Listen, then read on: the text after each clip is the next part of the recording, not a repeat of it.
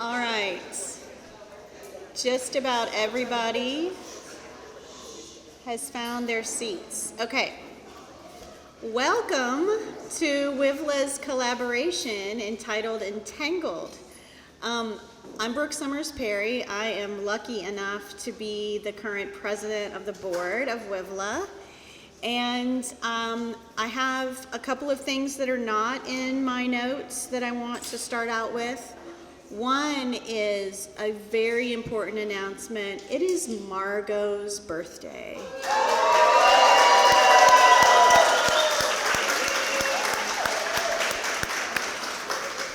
And if you have ever seen one of our newsletters or have ever made your own newsletter for any reason, you know how hard Margot works. And we would not be doing all these things without her. So thank you, Margot.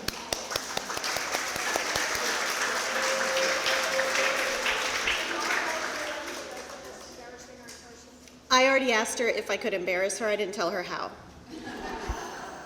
Okay, next thing that's not in my notes that I jotted down is these kinds of events, as you probably know, take a lot of effort from a lot of different people. So I am standing here in front of this mic, but I did not do very much. So I just want you to know that. I also want you to know that I did not pick out the painting that went on all of the promotional materials because that would have been gross self-promotion. It is my painting, but Melody did all the decisions about it, so I wanted to be clear about that as well. And speaking of Melody, Melody did a lot of the really laborious work of putting the event together, getting the writing and the art together and ready for the catalog.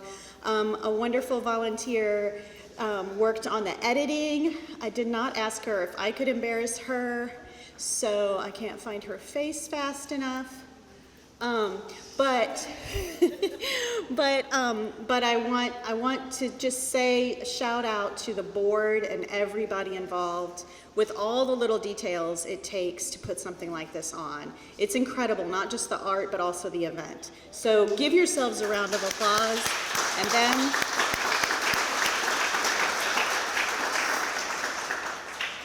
all right. So here is what I did write ahead of time. And some of this you may have seen in some of the promotional materials. I didn't want to miss anything. For 30 years and counting, the nonprofit organization Women in the Visual and Literary Arts, WiVLA, has embodied its stated mission to provide an inspiring forum for women to explore and advance their creative development, to promote their work in the marketplace, and to infuse the community with their spirit of cooperation and invention. In person and online, the group's meetings, workshops, and guest speakers all contribute to affirming artistic goals and promoting art. We have exciting events, workshops, and tours coming up and ongoing. So it's all easily found if you just go to WiVLA.org and click on calendar. That's how you can find out what we're doing. If you are lucky enough to be a WiVLA member, and by lucky I mean you have given yourself that gift, then make sure that you sign in as a member before you register for our events because there are discounts associated with a lot of the workshops and stuff that we do. Okay, breath. This legacy of 3 creative and energetic friends continues to provide profound support, education, and connection to hundreds of women in the arts. The collaboration we gathered here around tonight is our biennial exhibit. Pairs or small teams of visual and literary artists share a vision based on the theme and bring their unique voice, style, and perspective in written and visual forms. Infused and ignited by inspiration, WiVLA continues to grow. Since the last collaboration in 2022, participation is up 35%. And half, give that a round of applause. And half of this year's collaborators are doing this for the first time. This fresh fuel is fire for the part that sustains WiVLA over the decades. We are not stagnant. We are a living fabric of fabulousness. After our readings, I invite you to get a closer look at the work, and if you haven't already, and to chat with the teams. There are beautiful stories behind every team. They represent a unique conversation, a process, and insights. This year, we worked with the theme Entangled. Twisted together, we expressed and explored various subthemes like acceptance, authenticity, boundaries, expectation, integrity, interconnection, nature's invitation, redemption, reflection, renewal, resolution, returning to self, temptation, the rhythm of life, and transformation. So let's dive in. Our first reader and visual artist, who is me, is the first reader is Melissa Chambers. I'm going to step to the side and start this guy. There we go.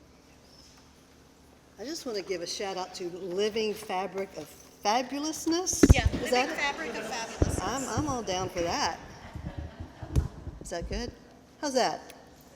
All right, I've put on my cheaters. All right. A little closer? How's that? All right. You ready?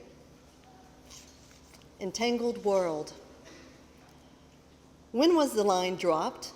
Disconnected? Severed? We were all bound somehow before, connected in a way that spanned time, defied explanation, vibrated deeply at our core. We simultaneously sensed the push and pull of seasons. More alike than apart, we navigated as starlings, rising and searching. Then what was it? A lie, a death, an awakening, a bully's taunt?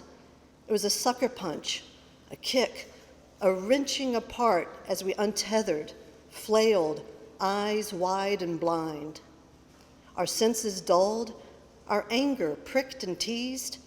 Desensitized and dim-witted, we wandered. We beat our chest and howled at the moon. Some ran straight for the cliff and dared the earth to not rise up and catch them. Others beat the drums and whirled as dervishes, ecstatic in dominion, lost in greed, crazed in a mob. But we were once connected, referenced by the state of each other, a through line, a lifeline in a higher place, something, somewhere expansive, an affinity that told us how to be connected to one another, a simultaneous breath, a pulse in sync, a shared smile at the inside joke. Yet the moon still cajoles the tide. We could stand together on the beach and slowly sway with her embrace and release, gazing at stars, react to something larger than ourselves, and remember our tiny, shared space in the great expanse. Lest we forget, we're entangled particles, you and me. Thank you.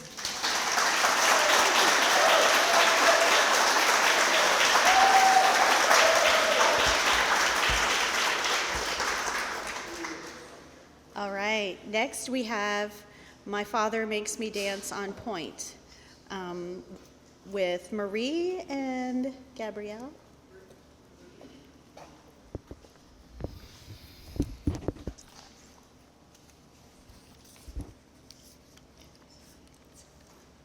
My Father Makes Me Dance on Point for Marie Taglioni, circa 1822. Before the toe box has been invented, he calls me to rise sur le point, in soft satin slippers, balance, en l'air. My full weight falters over the arch of one slender foot. My toes turn pink, then red with fire. Hold the position for 100 counts, followed by the blue-violet bruising, the crack of a toenail, the blanched prayer for numbness. Another wish, to be dancing on snow. Make your pirouette look more effortless. Blades of ice sharpened further, tutored 6 hours every day. The plot demands I appear even lighter, weightless. Storylines, theater, gaslight, sylph, sprite, spirit, ballerina, invictus, rice powdered, wreathed in pale flowers, trailing white gauze. My skirts and petticoats shortened to expose a silk-ribboned fetish, the bondage of slim ankles. Thank you.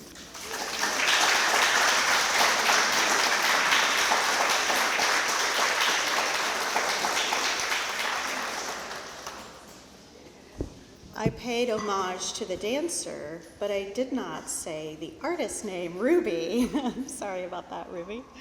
And is this the 19th? Yes. Okay, next we have Untangling with Susan and Celeste, and Susan will be reading for Celeste. Can you tell it where the babies will be? It's up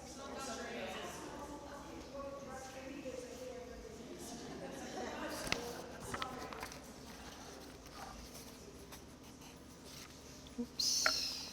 Sorry. It's okay. It's right. Nope. Please hold. I had it, and then I didn't. Where is it? Where is it? Where is it?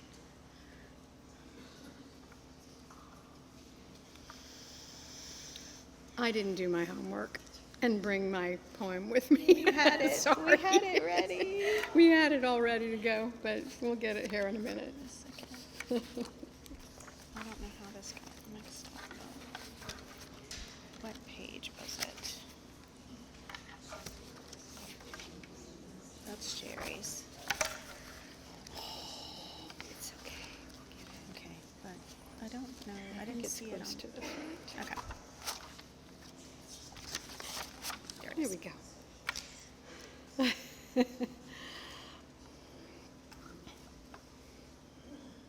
Untangling by Celeste Budwit Hunter. I keep forgetting what I've learned in my conversation with death. Something about gratitude and time being short.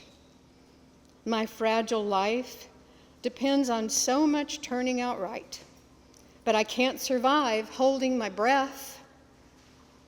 Still, rooted to the earth, I can reach beyond the 3 times. I can be fluid and countless like sand. Death told me, do not be too much of this world and do not disconnect. The space within is the space all around, clear and light, revealing the way through. Thank you.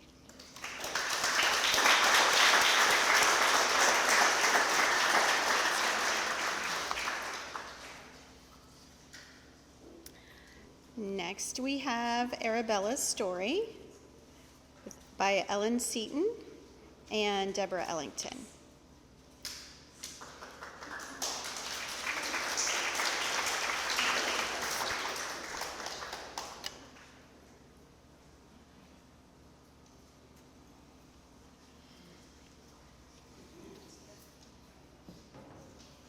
I'm very sorry Deborah's not here tonight, so you can meet her and also see her work. She has the glass sculpture back there, which, if you noticed, said hello to everybody who came in to the gallery tonight, so.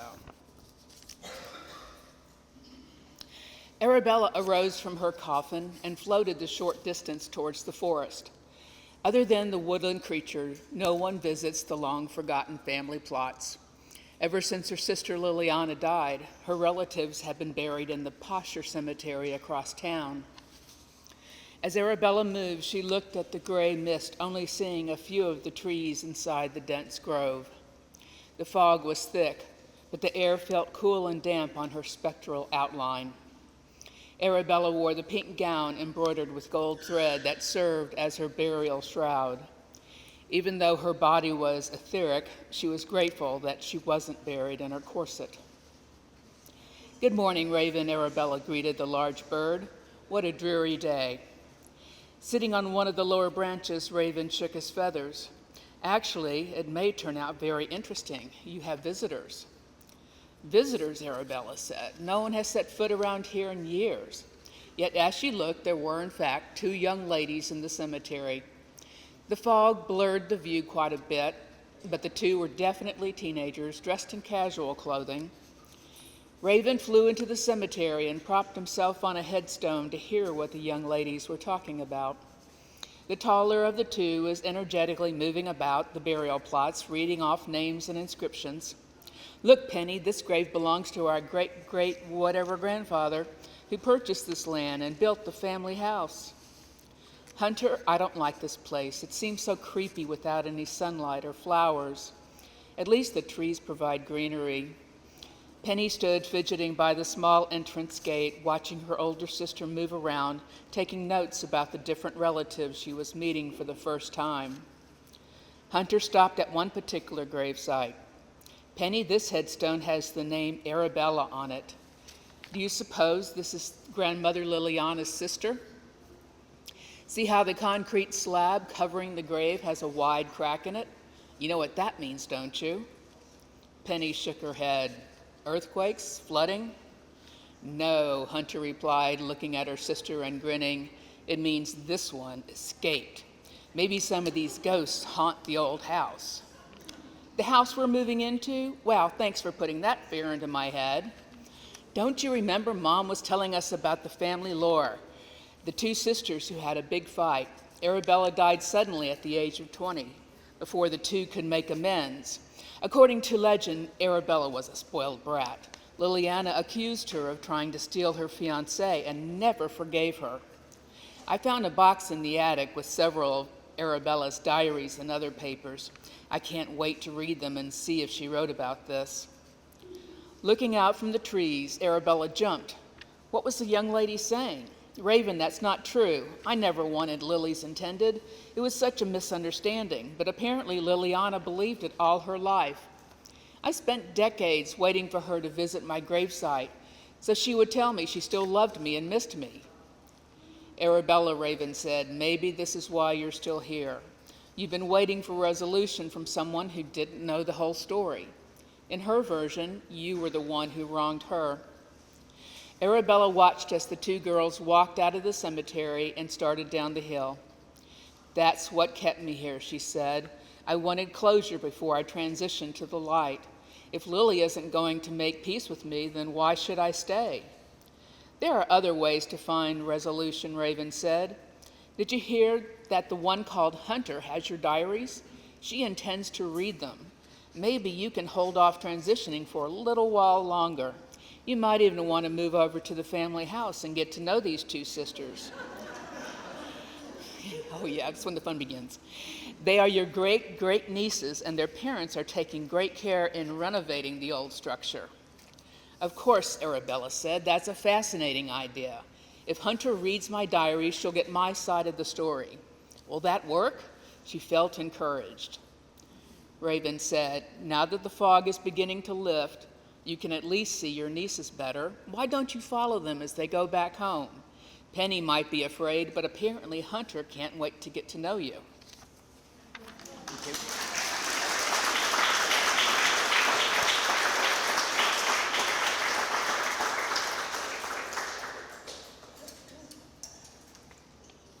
All right, next we have Entangled in, I don't know how to say this, Hibon? Yeah, by Trilla Pando with the piece Entangled 2 by Lane Devereaux. So if you both come up.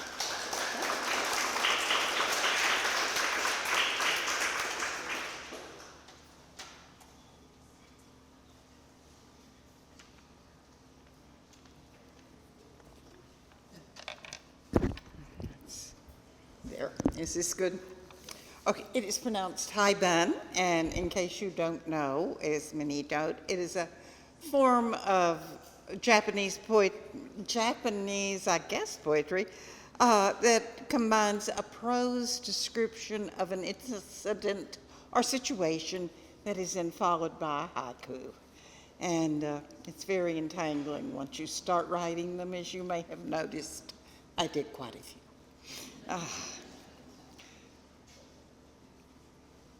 Away from the sun, night rolls in. Toward the sun's start of day, I spin around the sun with billions of others. Our globe is but one of many spinning around our sun or other suns. On this globe, Earth, among all these people, I am unique. I am I. Every morning I rise, I coffee, I feed cats, I pick up newspaper, I walk with neighbors who are them. I have family, I have friends, all part of them, but more involved, more tied into my life, but still, I am I. I am here at home, I am part of far away, I am entangled. Night is for sleeping. No, nights are not for sleeping when every dream brings memories long gone except for that stack of ancient diaries. Nights are a blank black canvas. I wait to see what colors will cross the empty darkness. Will I remember childhood happiness? Tricycle trips with Tom? Watermelon in Granny's backyard? Or the hard ones I won't write down that won't go away? I wait for morning and sunshine. Carpe this day. Memories fade in sunshine. Go laugh. Go play. Darn, up too early. I open the front door to see if there's a sign of life besides mine, and the 4 cats, of course. The papers are here because way earlier, before I opened my eyes, someone folded sack and drove them to me. Carefully tossed them into their always place in the driveway. I pick up the papers and step inside for headlines and coffee. Ukraine, Gaza, D.C. My heart speeds to join with them as I sit here alone. Neighborhood gathering, saying hi to those we know and those we don't. Who are you? I know so few. Down the street we drive our cars, we slow and wave, but who are you? Down the sidewalk, some go dog walking. I know more dogs than I know people. Collie, Fred, Poochie on parade. Now Poochie's mom invites us to a block party. I go, but trade phone numbers? I don't know, but I do. Weeks later, a siren out in front. The phone rings. Are you okay? I'm glad I know my neighbors. Homemade peach ice cream, smiles, laughter, how are you? Summer congregation. Elephants in every room, peering through huge eyes, swinging mammoth trucks. We pretend they are not there. These rough years aren't happening. The you are old symptoms aren't happening. We work in the yard, plant glowing fresh flowers and bury bad memories, share a slice of cherry pie. Daisies, zinnias, colorful path leads to our closed front door. Lots of emails and phone calls, all chorus, are you okay? When Hurricane Beryl bounced in with her 90-mile-per-hour winds, the world spread the word and reminded me, yes, I'm knotted into a web of friendships and family that stretch further than Beryl blows. California, England, New Mexico, we're fine, thank you. Tucked into a sterile bed, hospital helpers bring me pills, listen to my pulse, take my pulse, listen to my heart. They keep me alive while they read my name from my wrist tag. How are we today? You tell me, I'm the patient who's impatient. Every day, every member of our household lives a life. Maybe reading, maybe cleaning, running errands, visiting with friends, hunting a lizard, taking a nap, writing a poem, dancing in the sunshine, each on their own. Come evening, we gather on the patio to report the day and have some fun. And some laughter, always have laughter. The cats come too. Then a contest. Who spots the first star? Meow, meow, ah. We share smiles and stories, contented with the day. Globe still circles around the sun. Earth is but one. I am still here, and I am not alone. Billions ride with me. Some I'll never know, but others are entwined in my soul. Some fall between. We ride together. Unseen memories ride in my heart. Look into the sky and watch all time pass by. We are here at home. We are part of far away. We are entangled. Thank you. And thanks, Wayne.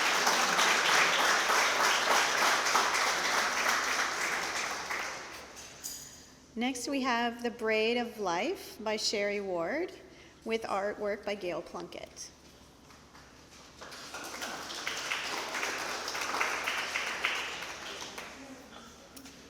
Good evening. This story is called The Braid of Life, and I wanted to introduce you to my characters. There is Majestica, the oak tree, and the four forces of nature: fire, air, water, and earth. I'm just a little bit nervous. Majestica, the sturdy oak tree, offers her leafy branches up for the daily salute to the sun, a routine that has served her well for over 4 centuries.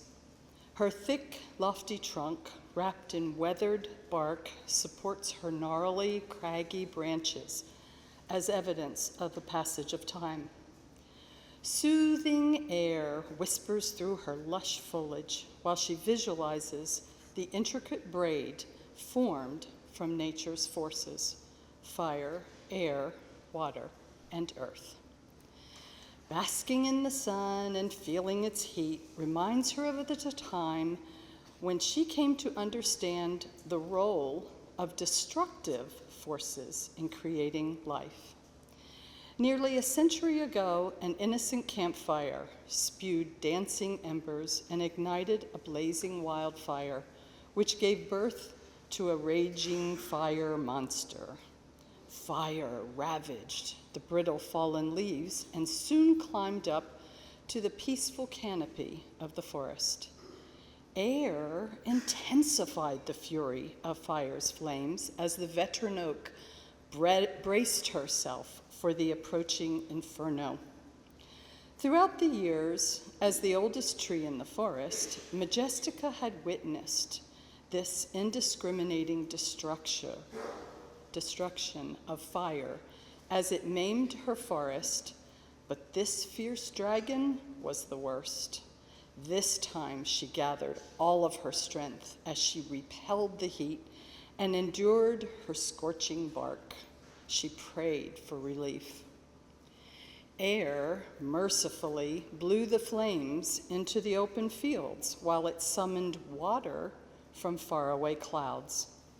Majestica felt the pitter-patter of relief and reveled in water's arrival as it flowed down her burnt trunk. The heavenly downpour soothed her charred bark and quenched her thirst.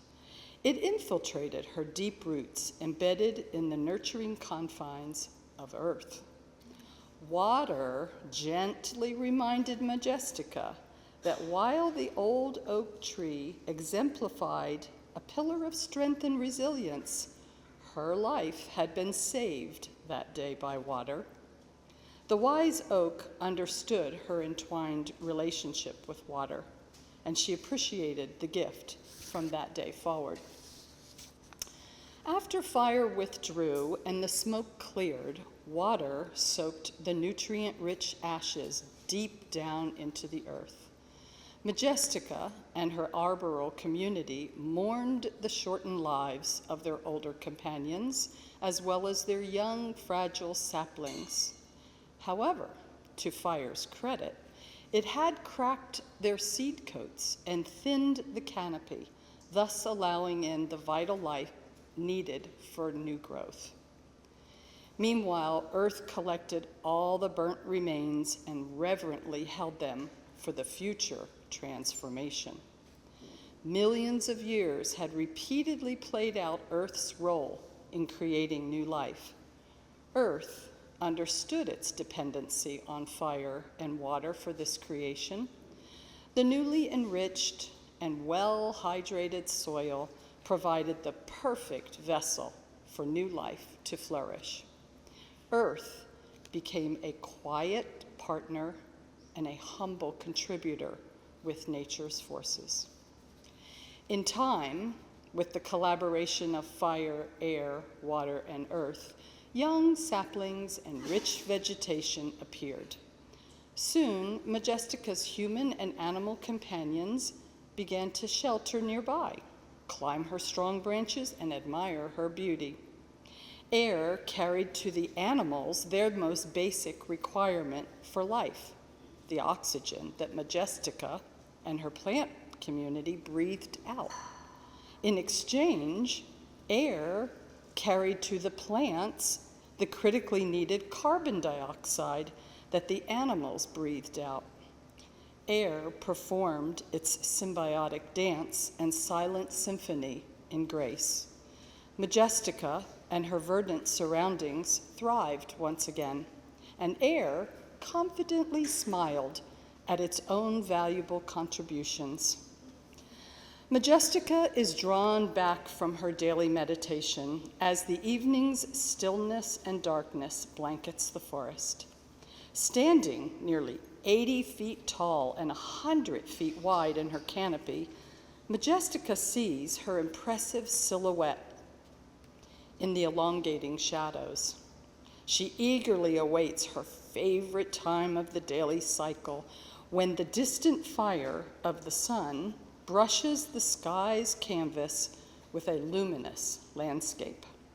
She ruminated often, as she did today, about that particular era in her life when she came to understand the critical roles that each of the forces of nature play in not only her own life, but in all forms of life.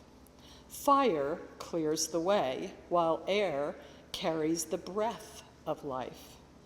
Water's hydration nourishes and helps earth to hold and support life. Each of nature's elements weave the beautiful, harmonious tapestry of life. Her spirit rejoices in the privilege and honor to have been able to bear witness over her lifetime to the entangling braid of these forces: fire, air, water, and earth. Thank you.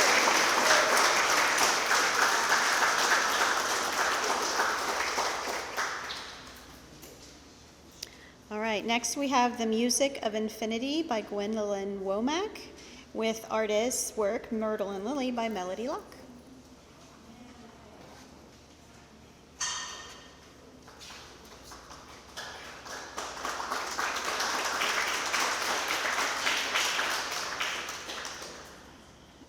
This is the music of infinity.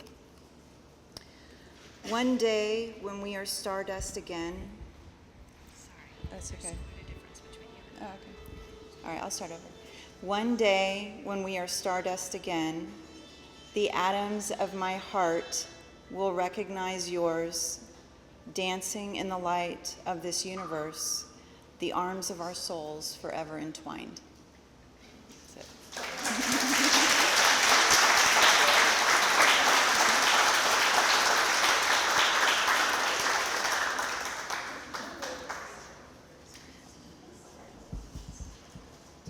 All right, next is Release by Gladys May Bullock with the work of Kelly Porter, who couldn't be here.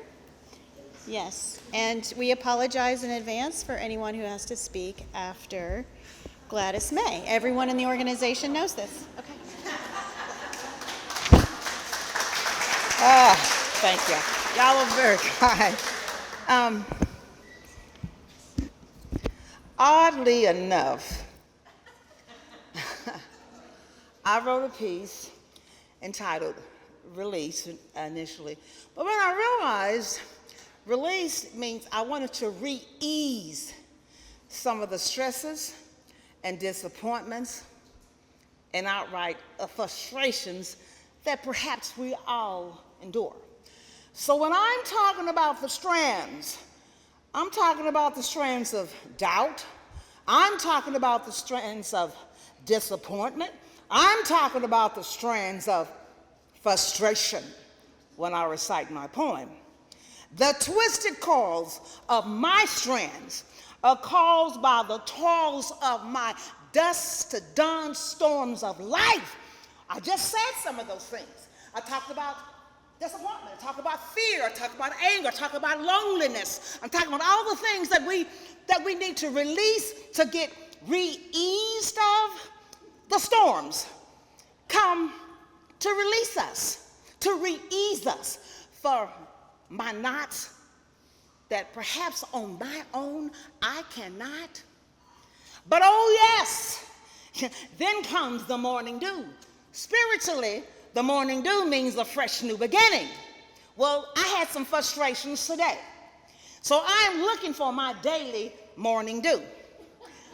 The toils always returns like the rising and setting of the sun again and again.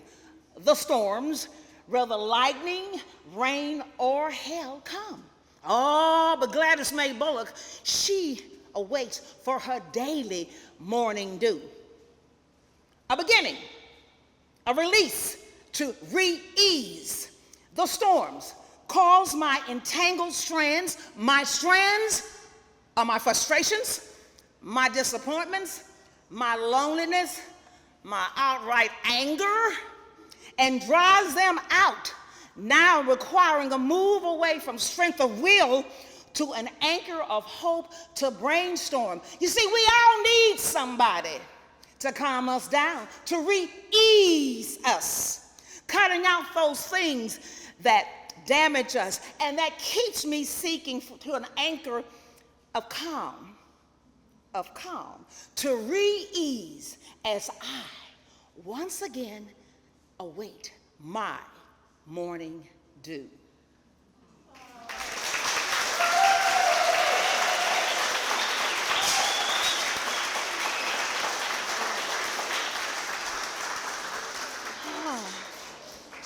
I'm renewed. Sophie Saves the Day by Margaret Anderson, and artwork by Chris Rogers. Melody is going to read this for us.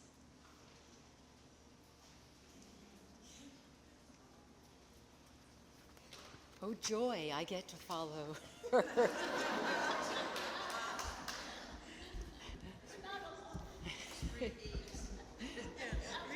Re-ease, yes. Sophie Saves the Day by Margaret Anderson. Sophie, a little white Malibu, loved looking around while walking with Mom. A project in the next block fascinated her for days. The workers dug up all the grass.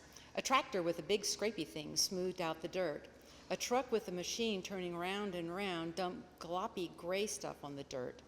The man on the truck had no hair on his round head. Sophie named him Ball Head. When rain prevented walking, Mom, Dad, and Sophie played with her little blue ball on the veranda. Sophie caught the ball but sneezed and dropped it. The ball bounced off the porch, rolled down the lawn, and into the street. Just then, Ballhead drove up to the ball in his big truck. Sophie barked. Ballhead sneered. Barking at me, Pipsqueak? He ran over Sophie's ball, smashing it, and drove away laughing. Mom picked up Sophie and cuddled her. What a jerk, said Dad. A few days later, the rain stopped. Mom rattled Sophie's leash. A walk. Once outside, though, Mom didn't turn right toward the project. She turned left towards the mailbox. Sophie whined, pulling on the leash. No, Sophie, said Mom. I have invitations to mail. Sophie hatched a plot. At the mailbox, she bit down on Mom's shoelace, tugging it loose. You little Dickens, Mom said. When she stooped to set the leash down and retie her shoe, Sophie made a dash for the next block. Mom didn't rush after her. She knew just where to find Sophie. The project had changed. The gray stuff was smooth with a fence around it. Sophie heard strange noises. Thunk, thunk. Suddenly, a fuzzy yellow ball dropped in front of Sophie. She grabbed a little fuzz with her teeth and picked up the ball. But where had it come from? A lady with a brown ponytail came out of a gate in the fence and approached Sophie. Hello, she said. Want to play? Sophie was about to give the lady the ball when a car screeched into the driveway. Ballhead. He yelled at Ponytail Lady. Caught you. What do you and your boyfriend do when you're not playing tennis? He's my cousin, she cried. Ballhead jumped out of the car. Yeah, kissing cousin. A man ran out from the gate shouting, I am her cousin. Sophie heard Mom calling her from down the block. Ballhead knocked the cousin down and strode toward the lady. Growling, Sophie rolled the yellow ball into Ballhead's path, tripping him. He twisted his leg and fell, groaning. Pipsqueak, I'll smash you like I smashed your stupid ball. Sophie planted her feet and stood her ground between the lady and Ballhead, still growling. When Ballhead tried to stand, he yelped and fell again. The cousin jumped up and slammed a foot on Ballhead's chest. Move, and the next thing I will stomp will be your leg. Mom arrived panting. Brave girl, Sophie. I'll call an ambulance, she said. I don't want no damn ambulance, Ballhead blabbered. Mom ignored him and made the call. Then she drew the trembling lady aside, removed a tiny piece of cardboard from her pocket, and gave it to the lady. I'm with the Women's Center. We can help you, Mom said. But he'll come after me, even angrier, and the lady sobbed. We know the dangers. We only offer options. You decide what you want to do. The lady inhaled deeply, and her shaking eased. She read the card. If he's in the hospital, I can contact your people. Sophie hadn't known that Mom helped rescue ladies from mean men. She felt proud of Mom. With siren wailing, the ambulance arrived. Ballhead yelled, I don't need no damn ambulance. If you put weight on that leg, said one of the medics, you'll be crippled. Cursing, Ballhead accepted the ambulance ride. Ponytail Lady left with her cousin, but she forgot her ball. Sophie picked it up. She and Mom ambled toward home. On someone's front lawn, several girls were kicking a ball around. A smaller girl came out of the next door house and ran up to the others, asking to play. No, go away, Pipsqueak, one girl said. Sophie had learned from Ballhead that Pipsqueak wasn't a nice word. Hanging her head, the small girl left and sat on her front steps. Sophie walked up and dropped the yellow ball in her lap. The girl smiled, and Sophie trotted home with a warm heart.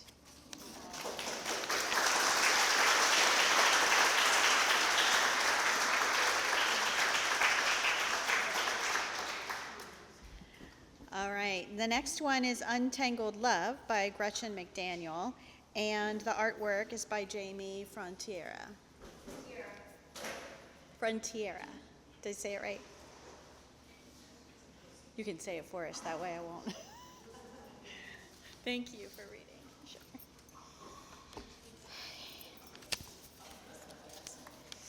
Goodness.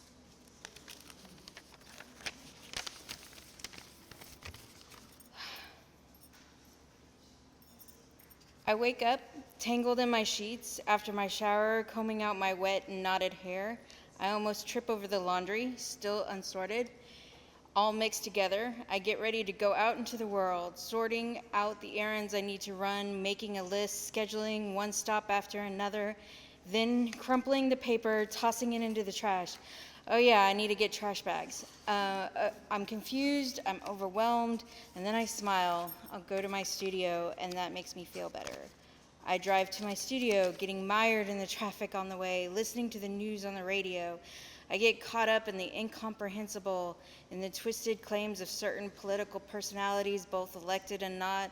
I'm told to believe in scrambled interpretations of cherry-picked facts, interlaced with messages of doom. If I allow my child to read this book, they might turn gay. If I hire that person, are they really people? Should I call them illegal aliens instead? Then I realize I'm absorbing the opinions, not news. Opinions complicated by hate and fear. I arrive at my studio and my head is spinning, snarled in these Byzantine messages. I'm desperate to get these words and feelings out of my head, and so I start creating. First I draw. I draw lines, swirls, faces, flowers, houses, mountains, hands. But I need more. I fondle my fabrics, luxuriating in colors, the textures. It's working. My head is clearing up. My heart is being soothed. Now comes the work. It's not enough to reject hate, to turn my back on fear. I need to be proactive. I need to use my voice, and my voice is my art. I write. I write to untangle my thoughts, to clear my head, to reject the hate swirling around me. I write down my thoughts, unfiltered, passionate, looking for ways to clearly express my beliefs, my longing for hope and beauty and love in the world. And then I move back to my fabrics. I draw pictures of my fabrics, cutting out shapes, fusing them together to show my frustration, quilting them to emphasize a way forward. And then I'm done for now. Tomorrow I'll create again. I will write more. I will quilt more. I will draw more. I will paint more. I will love more. I will march. I will protest. I will speak. I will vote. And I will create. Walk in love.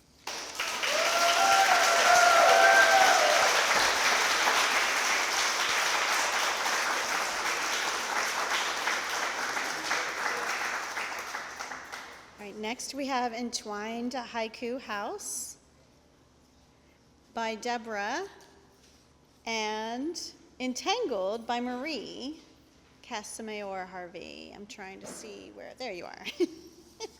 Thanks, Marie.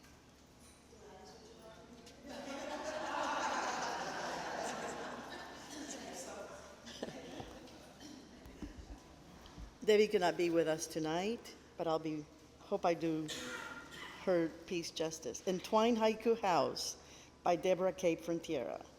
We are all entwined, twisting branches, curling vine, connected to it. Branches bring water and sugar all around as trees interstate roads. Leaves take sun and air, make food for all the living beings on this earth. Roots talk to fungus, warn other trees of danger, nature's new network. Entangled, knotted, interwoven, united, and bound together.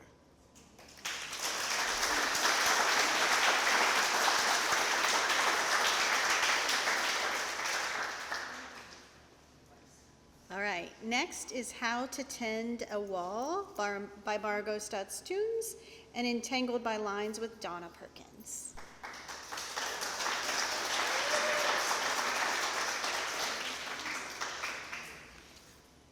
One of the nice things about wearing a tiara is that it emphasizes my receding hairline, which is so attractive. I just want to say, I'll try to say this without getting too weepy. It's always such a joy to collaborate with Donna. We're kind of, she's an awesome friend, and we're kind of life collaborators. And one of the things I like about collaborating with Donna is if I send her something I've written and she doesn't like it, it's basically, nope, try again. I love that. I'm exaggerating for humor. So our piece is over here, and I have a QR code which goes to a video poem. So be sure to go over there and watch it. You'll see the beginning of Donna's work. I had to pay to upgrade my QR, so please watch it. So it'll be worth the investment, but not more than $200 a month. How to tend a wall. Unsnarl entanglements, the ones that knot you up, hold you back. Shield yourself with a wall, or would a line in the sand do? Chisel a line, define your perimeter. They will cross it, and you will do nothing because your skills are nascent. Scratch another line and another when they smear and smudge and leap over them. Etch lines and set boundaries until you have no place to go. Number 5, admit defeat. You tried your best. Number 6, build a wall. 7, prepare the materials, bricks made with hours of psychotherapy and mortar from years of soul searching. 8, layer bricks and mortar until they surround you. Protect it from folks with arrows and rods. 9, mind your wall. Keep it strong. Guard whom you let in or what you let out. 10, crack the wall when it no longer serves you, and let the colors flow. Thank you.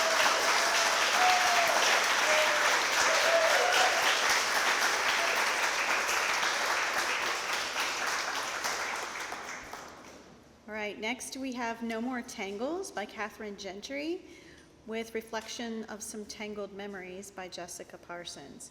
I apologize, I haven't read all the titles of everything because I need to calm down.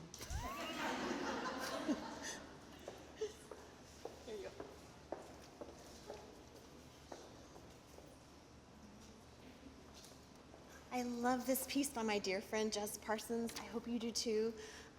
It's been so much fun to be friends and then work together as well. No more tangles. I can still smell it. The too sweet scent from the pink and yellow spray bottle. No more tangles, a product my mother treated like a magic elixir, believing that with a spritz and plenty of persistence, my wild and stubbornly tangled long hair could be tamed. The ritual took place in front of her vanity mirror, where the glare of the bright round bulbs reflected back to me the awkwardness of my own developing body. It was the 1970s, and I was a tween before the term was ever invented. The bottle sat ready on the counter, the label taunting me with a picture of a perfect little girl with perfectly smooth blonde hair. The television ads featured the same girl with her placid voice and docile smile, assuring that with a tiny squirt, combing out tangles could be accomplished without tears. Even as a 10-year-old, I could recognize false marketing. I hid behind the veil of my hair. My mother called it unmanageable. I suppose she thought I was too. And when knots inevitably formed, she shook her head and ordered me to sit for the dreaded comb through, confronting the twists and tangles that were impossible to extricate without tears, no matter what that little girl on TV said. She wielded the comb like a weapon, spritzing and spraying, trying to rake through the tangles. There were tears, so many tears, from both my mother and me as we struggled and argued. With gritted teeth and a look of fierce determination, she'd begin another attack. I sat on the stool, unable to escape, wincing with each pull of the comb. "That knot is like a bird's nest," she would say. Feathers don't tangle, I thought, and birds can fly away from the nest. My mother always wanted me to have short hair, like Audrey Hepburn, she said, with beautiful brunette. Thin. I wasn't any of those things. My mother was, with stylishly short hair back in the early 60s, when she and my dad fell in love and married. I think she felt most beautiful then. We never talked about it. knots to untangle, my therapist would say. Mothers and daughters, expectations, the way our identities intertwine, threads connected, making it hard to tell where one begins and the other ends. I hear her in my words sometimes, the things I say, words and lines I don't remember learning. I can't separate the threads that connect us. When I was 6, my mother taught me to sew. Her own mother, Dorothy, had been an accomplished seamstress. My mother sat beside me, tight-lipped and resolute, forming impeccable stitches while I fumbled with the needle. Her sewing served a purpose, uniform and utilitarian, while my own uneven stitches veered into a more creative realm. She tried to teach me to do it like she did, making the back of the piece as neat and orderly as the front, with careful knots and tied-off threads. But the flowers and creatures I imagined never followed a pattern and rambled across the canvas, leaving threads dangling and the loose loops of unfinished ideas. Recently, my own daughter tried to teach me to crochet. She taught herself as a way to relax while studying for medical school. It sounded fun, crocheting, not the med school. Her creations looked store-bought, clever cats with whiskers and heart-shaped pillows, and I jumped at the chance to spend time with her, especially when she presented me with a skein of bright-colored yarn all my own. But despite her patient instructions and advice to go back and watch some YouTube videos just to help, I always ended up with a ball of tangled yarn, the ends indistinguishable from each other, lost in the numbers and counting of stitches. When she helps me unwind what I began, sorting out the tangles, I can't help thinking of my mom. My mother once said that when you have a child, it's like wearing your heart on the outside. My daughters are grown now, living their own lives. The threads that connect us stretched and frayed, our own knots formed over the years, like the messy side of the embroidery. Despite what that little girl on TV said, there is no magic spray to avoid the tears. Birds fly away from the nest, feathers don't tangle, but there are knots that can't be undone.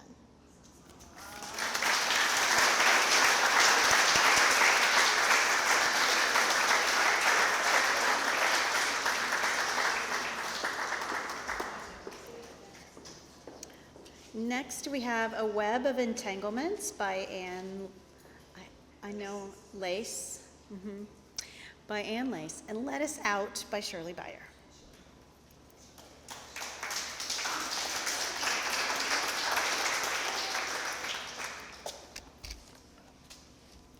I'd like to begin by sharing that this is a true story about an artist and her dolls and the impact that she had on the American play doll industry.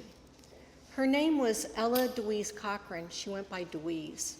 She was very talented and had an aptitude for painting and sculpting that evolved into doll making when her circumstances became desperate.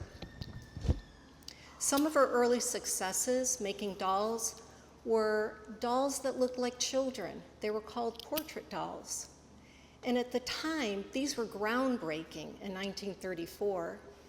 And that led to a commercial contract to mass produce some of her designs.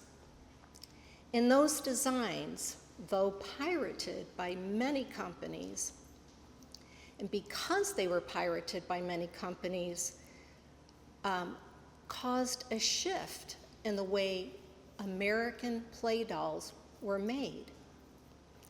And her approach to dolls as true art forms instead of mere play dolls established her as one of the early pioneers of the American doll art movement of the 20th century. Now, with saying all that, it would seem that she had a lot of successes, but life was really hard on Deweese. She had 2 divorces. She made very bad business decisions, financial decisions. She was alone. Her designs were pirated, and there was a world war, and this impacted her long-term financial stability. And also the chemicals that she needed used to make the dolls caused her hands to have a lot of problems. She also took care of her mother, who was a stroke-impaired person, and she even felt that she needed to send food to her starving, estranged husband in Europe. Now, Deweese often felt that her life mirrored Cinderella. She felt that once she was wealthy and privileged, but when her father died, everything changed. Well, even despite all of these hardships, Deweese, like Cinderella, faced her challenges as any true royal princess would. She had optimism, determination, and dignity. I have a short poem that sort of kind of captured what her life must have been like. I'm on my own now, have no choice. Must use my skills so they hear my voice. The dolls that I make are different and new, portrait dolls for a select wealthy few. Companies keep knocking, people do too. I can barely keep up, there's so much to do. I'm entangled in a web of unscrupulous greed, demands for designs they all say they need. Mother's bell calls me, ex-partners sue, Paul begs, firms steal, bills overdue. The work can't stop no matter how much I plead. Age has no mercy when food is a need. Aching body and hands so raw to the bone, I toil at my dolls and am oh so alone. Twisted in this web of demands and greed, making dolls for a living they all claim they need. Too late for children, these dolls are my clan. Entanglements mean I must alter the plan. Too old for love, but once I did live, yet they all wanted more than I could possibly give. I imagine Cinderella so upbeat and kind. I call her up often to protect soul and mind. How I miss you, Father, your love strong and ready. I summon you when I must prove myself steady. Please, God, hear me, answer my plea, untangle me from these demands and unscrupulous greed.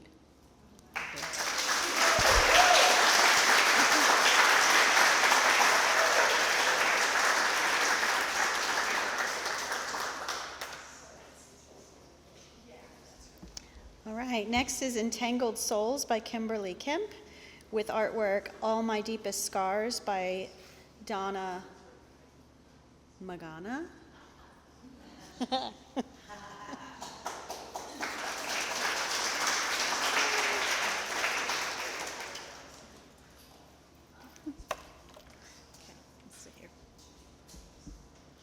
Dear Brother Jim, you have moved to Provincetown and are tending to your new garden in retirement. You have done all that I know you thought you should do, as always. You have hired the experts to make sure the plants are laid out for perfect pollination. You always try to do the right thing, you always have, whether doing what people expected of you or whether it was just the right thing that people of your class and ilk talked about in living room circles. You, always the perfect one, now tending to your garden solo. Planting flowers and watching them grow. I help you pull off the dead caps of the withering bushes and trim wild rose clusters so that new ones will grow. We work silently side by side in Whitney's garden. I'm wondering if you are talking to the flowers and the leaves as I am, feeling their essence and letting them feel yours. I wonder if I was sent here to help you move beyond superficial planting and pruning, or if whether you summoned me to break free from the past and to break through to whom you really are, to whom I really am. Thank you.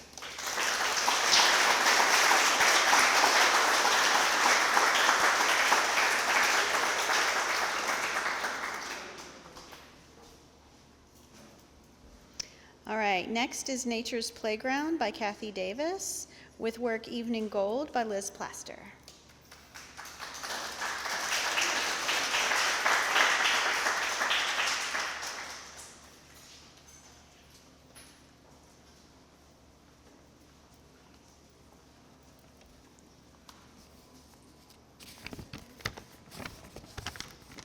It's really cool to be around all this creative energy.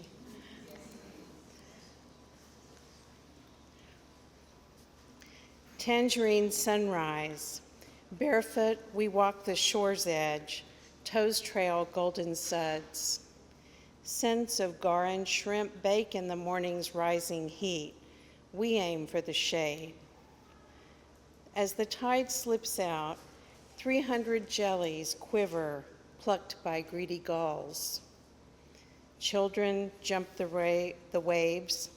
We bend, no naps this play day. Sandcastles emerge. Cooling wind picks up. Hazy gray horizon brings evening's soft respite.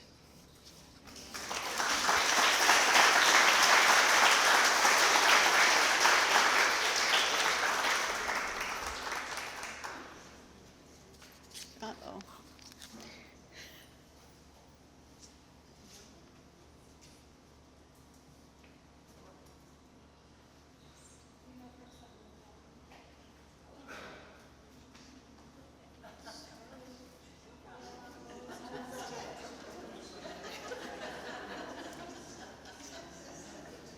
We collaborate in all things. All right, next we have The Latest Startling Entanglement by Sandy Stromberg, with artwork by Startling Entanglement by Marie Casamayor Harvey.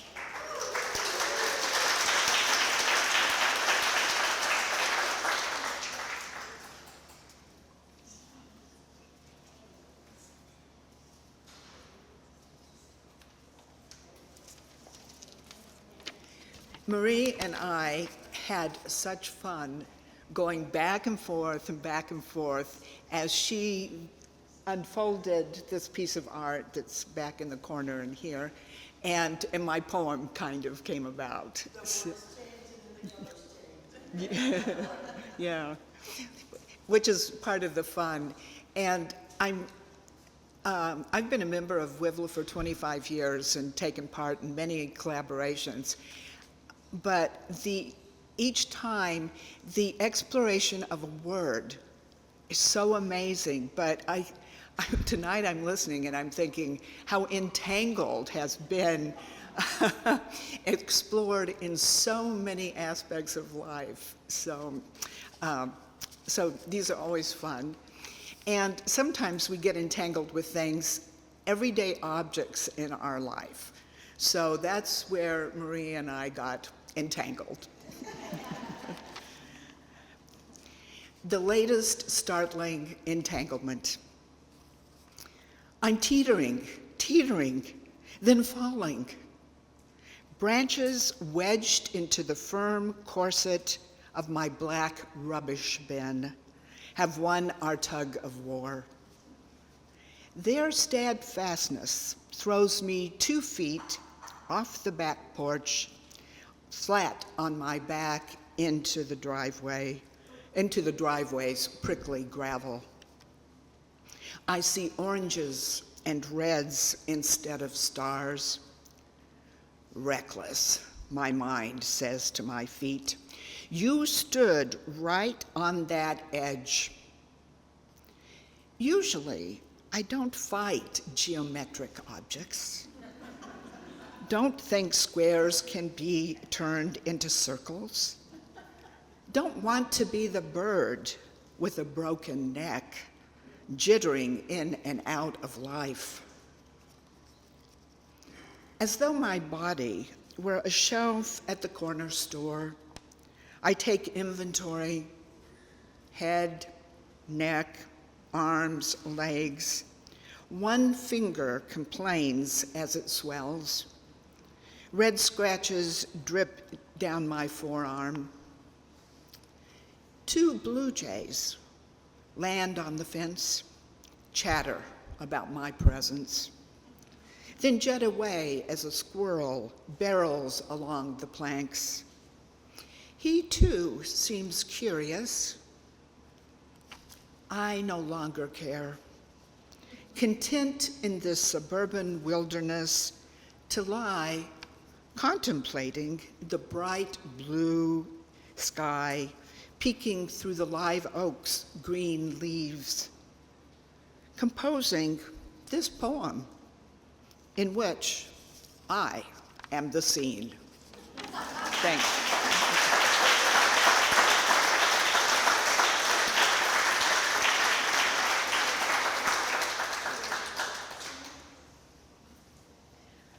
All right, next up is Finding the Shadow Within by Jerry Pfister, with artwork Nature's Way by Joe Zeider.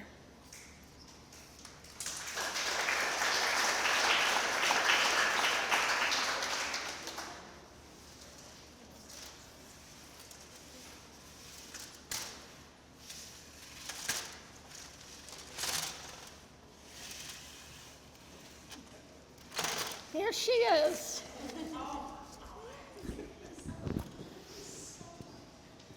So many collaborations we have done together for WiVLA and other projects. My friend. Joe and I, like many of you probably know, we don't work separately. We work very closely together to pull these things off. Finding the shadow within. In the early hours of morning, as I reflect, meditate, search for some kind of awareness in nature rather than the world of noise and rejection, it feels like a labyrinth filled with turns and dead ends. Sometimes I enter a time of peace in nature that surrounds me like a cocoon, protecting, but at the same time allowing for growth, for change, freeing my mind to create. What is the root of this freedom to grow? Like the bark on a tree that has been stripped bare by winds and storms, like the seasons of our lives. And our limbs are scarred from repeated falls and scrapes, catching a foot on a stump or root that protrudes from the ground. When a root rises above the ground, it means the soil has let go. The root rises to the surface for lack of water and nourishment, depleted in the earth below. Scarred appendages penetrate empty spaces, clinging to others for safety, seeking a release from strain and stress. What does the root understand? Like an artist bruises her knuckles while scraping away layers of bark from branches and roots, drawing her blood which clings to the newly exposed smoothness. What is the root cause of her tenacity? She adds nature's bounty to her artist's materials, like the poet who uses pen and paper to discover connections between her search for a release to create alongside the artist, as together they collaborate in discovering common ground, the root of understanding. Since many civilizations have been lost over the eons from catastrophic events of nature, pestilence, earthquakes, droughts, and floods, we live in growing terror of losing forever the balance of nature and humanity. that our most brilliant scientists and humanitarians cannot solve. The root cause may be found in our own deceit. For like a root system planted too deep into the ground, humans established prejudices that cannot unwind by themselves but continue to spiral round and round, becoming more tightly entangled until it chokes off all compassion, all humanity. But we hold the power to persevere as we choose to still the voices of hatred from within, as we make a choice to reject all cries from around us for retribution and carnage, as we strengthen our resolve to create and build on the hate, our resolve to create, not build on the hate-filled efforts of those who without cause feel disenfranchised from all we hold dear. Oil covers the roots now stripped bare with the chroma of nature reborn.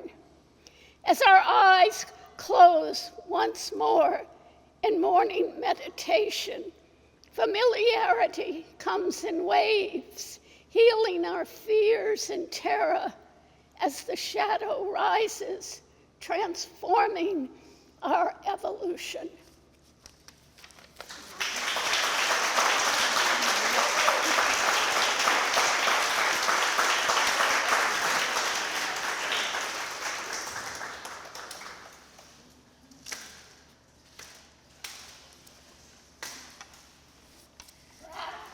You got it. And I don't want to follow that. Good heavens. Oh, I'm covered in goosebumps. Okay. Next up we have Dervish by Rebecca, and this house shows I don't know how to pronounce anyone's last name, no matter how well I know them. Rebecca Chirac with Mudras by Jean King.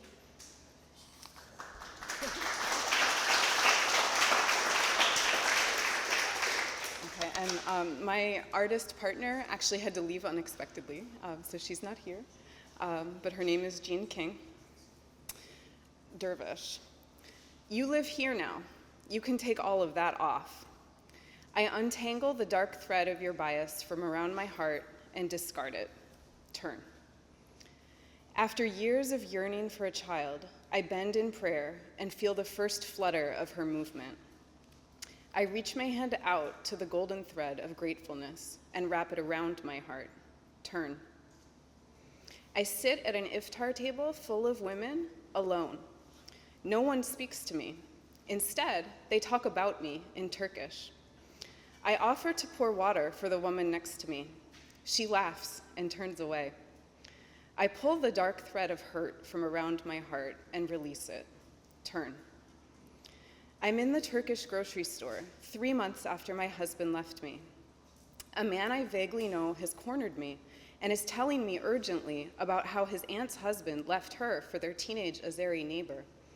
I am wildly uncomfortable until I realize he's really saying, I look at you and I see my aunt, my mother, my sister, and my heart cracks. I grasp the golden thread of acceptance and wrap it around my heart. Turn. Sister, your voice is your aura. You should not be speaking here, which, by the way, this is what the Taliban has just legislated in Afghanistan. I pull the dark thread of your twisted expectation from around my heart and release it. Turn. A woman confronts me about my headscarf over the potatoes in the grocery store. I try to stay calm and, babbling, compare it to wearing crucifix necklaces. Her face relaxes as her hand grabs at the necklace I couldn't see under her blouse. I reach for the golden thread of shared humanity and wrap it around my heart. Turn. I come around the corner and the imam flinches at seeing a woman in the mosque. I untangle your sickness from around my heart and discard it. Turn. My daughter gazes into the water as I dip my paddle into the lake. I see a gaggle of Yemeni refugee girls gathered on the bank, staring at us in our kayaks. Their mothers huddle nearby on a picnic blanket, unmoving, as the girls run to keep pace with us on the bank, pointing at my headscarf and burkini. You're lucky. I reach for the golden thread of possibility and opportunity and wrap it around my heart. I pray those girls will remember me gliding on the water, free, and do the same. Turn. I whirl through the moments and seasons of my life, touched by the bad and by the good, continually learning to release the bad and reach for the source of all good.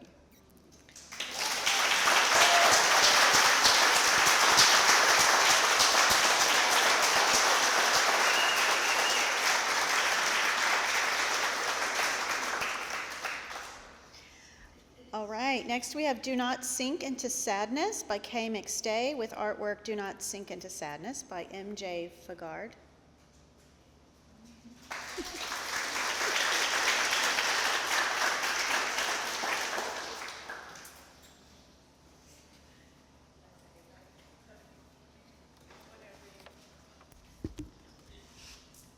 As MJ, my long-term friend, but new to WiVLA in the last year and good collaborator, comes forward, I just want to say to everybody who helped put this night together, what a wonderful night! Oh, great! This is why we love our WiVLA. So, Do Not Sink into Sadness, inspired by a 14th century poem by Hafez from Shiraz, Iran. It's a monologue, a woman's voice. She is older, a wife, a mother, a grandmother. She suffered a great loss. I found myself in sewing the strips, the repetitive motions, the stitches in line, the whir of the machine. It was monotonous. It was low and sad. It calmed my brain, allowed emotions and memories to rise, emptied it out. Oh. Against the backdrop of the fabric strips, there is a flow, left to right, bottom to top. I see in it a horizon. One day, maybe. It's a calm horizon. Oh, man, it's been sad. Our love was entangled in an unusually confused mass. In life, in studies, in families, in work and hobbies, in creativity, in music, and travel, in illness, and even in death. All those strands and more. The bends, the curves, the swirls, contours are the confused mass of lives lived in the flow of others, personal lives, in the swoosh of passions, likes and dislikes, and laughter and crying, the ebbings of comings and going, understanding and caring of a family. We are born along in time and space together. Oh, the tangled parts. Oh. Yes, they are the locations, the currents, the streams, where all flowings crosses and intermingles. Loves, friendships, hatreds, jealousies, crankiness, memories, beliefs. Seaweed in a current. Seaweed good enough to eat. Oh, it's nourishing. Where's that usually confused mass going? Toward the horizon? Over the water? Or into the sky? Or over land? maybe, maybe.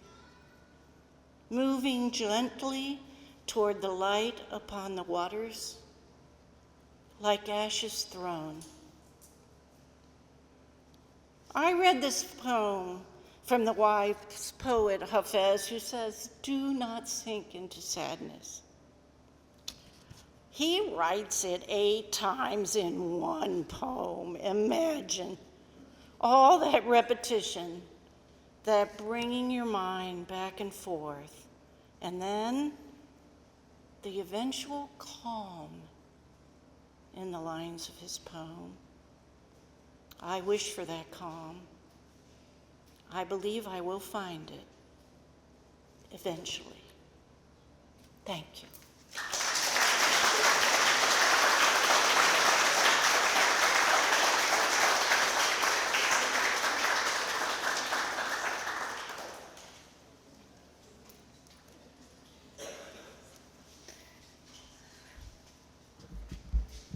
All right, the next one is The Grove of Twisting Echoes by Mimi Honeycutt, with artwork intertwining Labyrinth of Life by Rosario Solis. Oops, I'm drawing on it.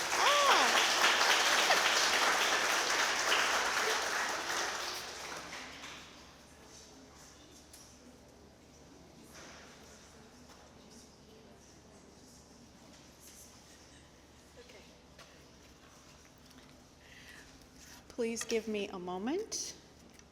We are finding the piece. Our reader is not present. Okay. I'm not going to stand on my toes the whole time. There we go. The Grove of Twisting Echoes. Amidst the forest green and gold, grayness engulfs you, as if a vibrant painting were shrouded in a sudden mist. The lush foliage and sun-dappled leaves surrender to muted ashen hues, weighing on your shoulders. Birdsong dwindles and branches snap like beetle shells underfoot. A damp, earthy scent mingles with decay, urging you to retreat. You should have listened. They always tell you not to stare into the trees, and for good reason. You might see something. Worse, something might see you. This forest, nestled in the shadow of mountains older than bones, follows its own rules. But like swimming during thunderstorms, you can't resist the reckless choice. The woods have many secrets, but none are quite as dangerous as the doors. They beckon, nestled in the bark of ancient oak trees, put there by those beings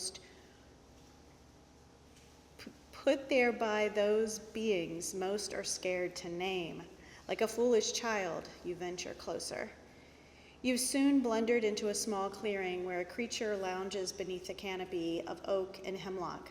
At first glance, it's a wiry fox, but as you blink, it flickers, and for a heartbeat, it's something else.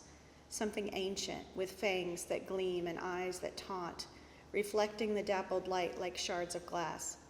What pretty teeth you have, it says, voice a rustle of dry leaves. Perhaps I'll make a new necklace if you choose poorly, but first you must choose a door.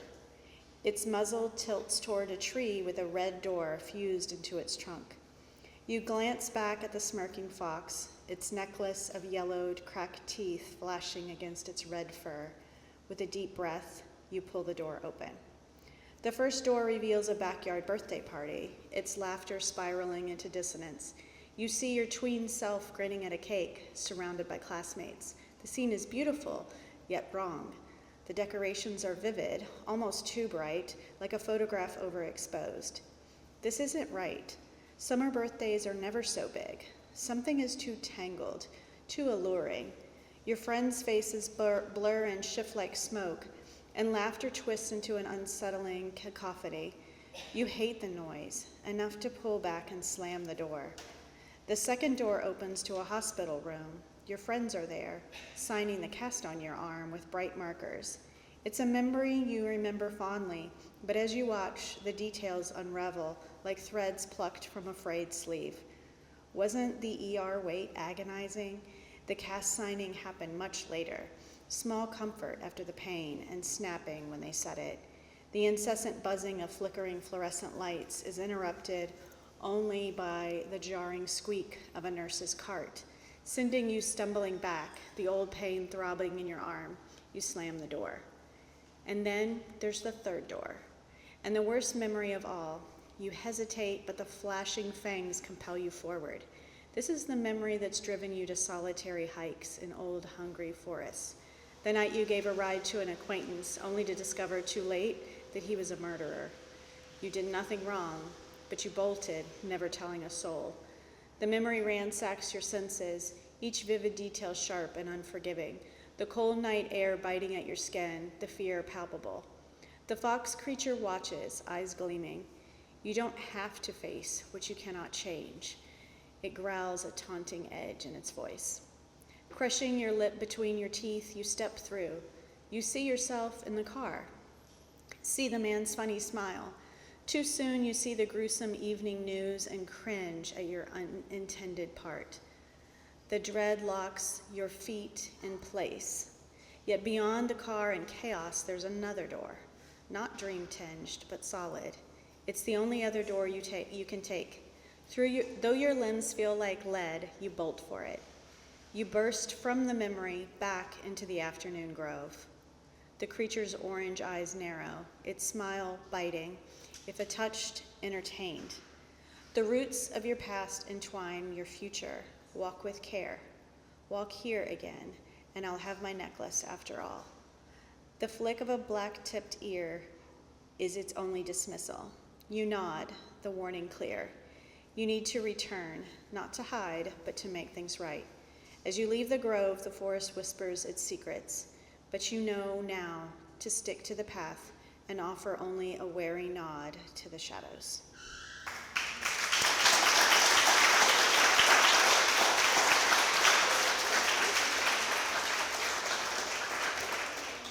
All right, and the next one is my partner, Kathy Crawford, to read Being a Cog in the Wheel of This Economic Engine with Essence by me.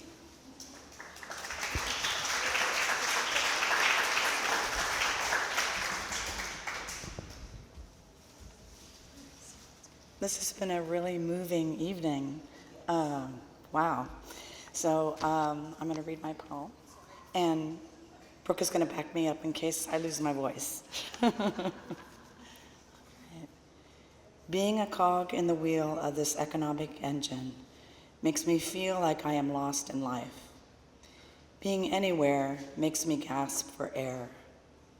Each day I begin with a hope for energy to fuel my spirit as I forge through capitalist expectations to buy my continued existence.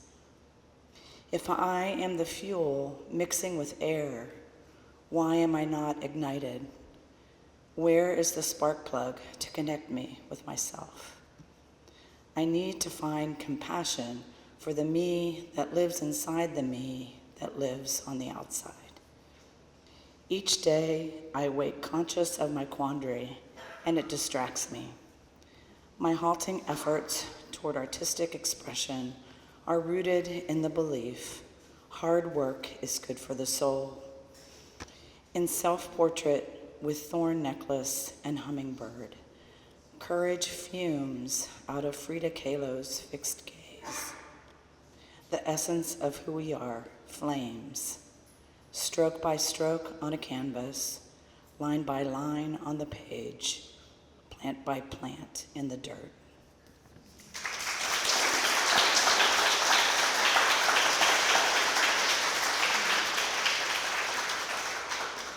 All right, and now a moment we've all been waiting for. Melody is going to show us the catalog that came from this wonderful collaboration. I'm not sure if this was the moment you've all been waiting for. The moment I've been waiting for. I'm handing over the mic. So I don't know about you, but my heart is full. This is my fourth collaboration, the third time that I've put together the catalog. So I work with the artwork and the literary pieces pretty closely for about a month and a half. I have to get small.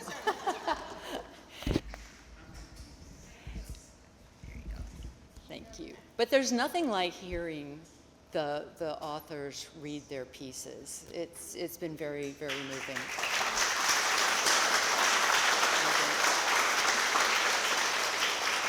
So the creation of the catalog is a labor of love. There's a couple times through the process I have to remind myself that it's a labor of love, but it really is. And the part that I like the best about it is choosing the front and back cover. And I have some pretty steadfast rules. No one on the board will get the cover. And it needs to be a landscape orientation. And it won't be my partner either. So, Gwen, I need you to come forward. Please. And I need you, Miss Brooke, our Miss Brooke. For those of you old enough to remember our Miss Brooke.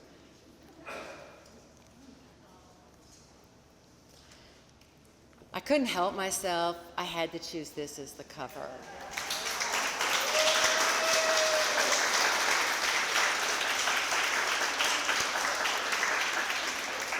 So that was rule number 1 that I broke. And rule number 2 was the back cover, which was my partner's poem. So the books are all available underneath that black tablecloth, which I will remove in just a moment. And so I've got everyone's names with their books, and there's also additional books that you can purchase for $15. And soon they'll be available on Amazon. Okay? All right. Thank you. Thank you.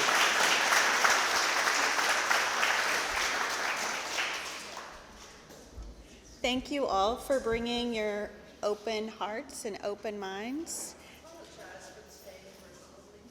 Yeah. This is a really great problem to have. We thought 75 chairs was a lot. So we apologize for those who have been standing. So thank you for the strength of your legs and your open hearts and minds.